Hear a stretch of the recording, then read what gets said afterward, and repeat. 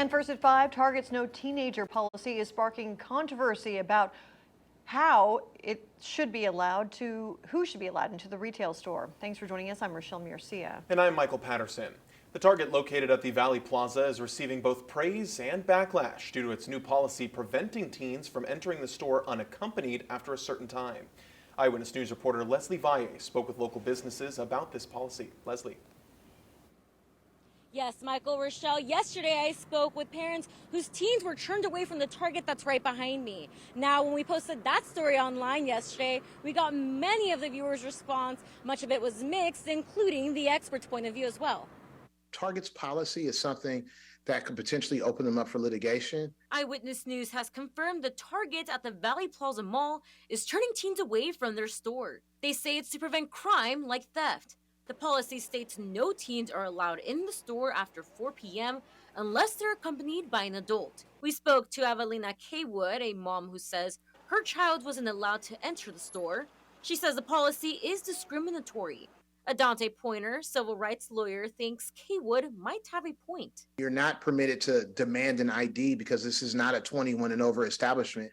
The issue Target is going to have with enforcing this policy is that it could be looked at as being arbitrary because they're not allowed to ask for IDs. Pointer says the bigger issue is how they enforce this policy.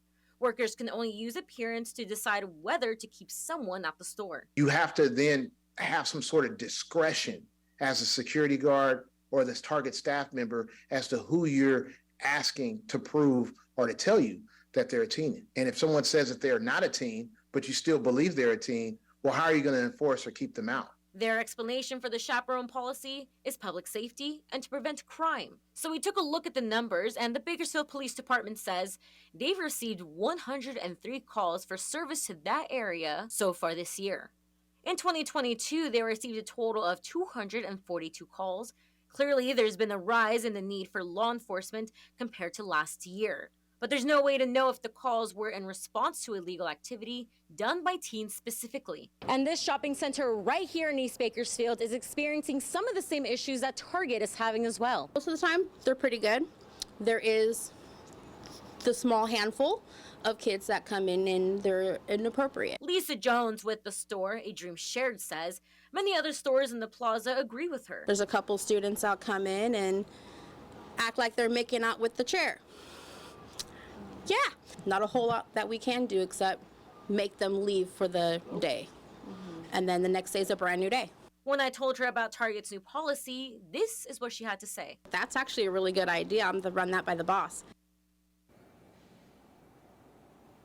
Eyewitness News has tried several times to reach out to Target's corporation for an official statement on this policy, but we have yet to hear back. But however, a Target employee did tell us that this new policy could be extended for the rest of the year. Now, again, experts told us that what Target is doing is not unlawful. In Southeast Bakersfield, Leslie Valle, Eyewitness News.